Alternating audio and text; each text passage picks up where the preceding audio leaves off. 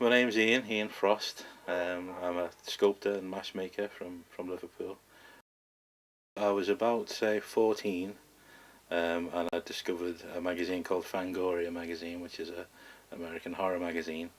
And in its pages, I learned how to do simple things like cuts and grazes and all that sort of thing. So I would run into the bedroom, with blood gushing out my arm, and give my mother heart failure. But she got wise to it in the end.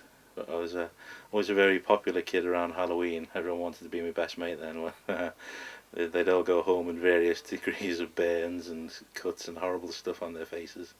And sometimes I wasn't very popular with the mums.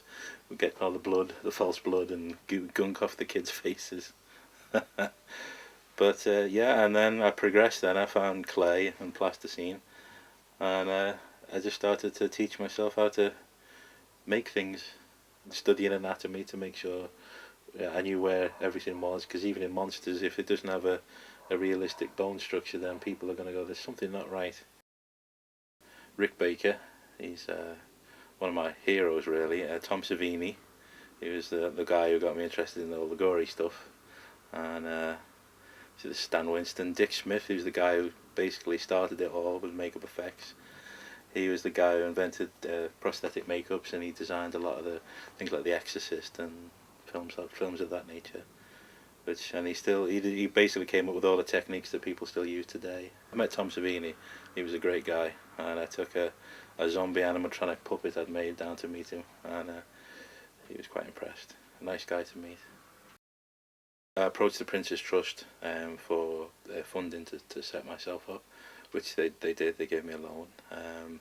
I was going along great guns, and then unfortunately I had an illness, which meant basically I was incapacitated, and I had to basically finish the business up, which was quite sad. But it was just something that needed to be done.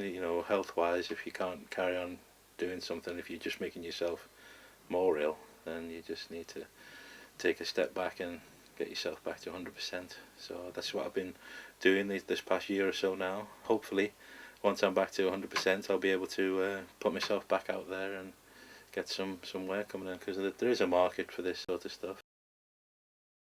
Mass collecting is a big thing, especially in America.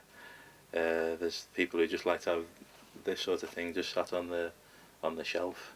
When I was doing the business, I sold all over the world, and I've got pieces in France, Japan, Germany, South Africa. So yeah, I've got pieces and friends all over the world who are interested in this same weird stuff. But I mean, horror is a big part of what I do. But there's other things, there's promotional work, and there's mascot heads and things that I get asked to do from time to time.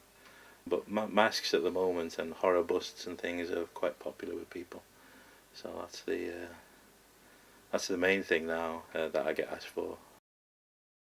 Well, hopes and ambitions really. I'd love to do some more feature film work, television. I've done some work in the past on different things.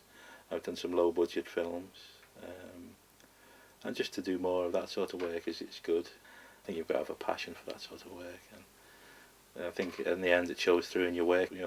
If you're giving it all your all, or whether you're just sort of clocking in and clocking out at the end of the day. Because that's the thing with film. Once you've done it, it's there. It can never go away. It's a statement. I'd love to do more of my own scopes and my own pieces, and to do more art-related pieces. I come from a broken home. I'd say alcoholic parents. To do pieces working with that would be good. That's a thing I've been planning for a while now, to do some sort of work related to that.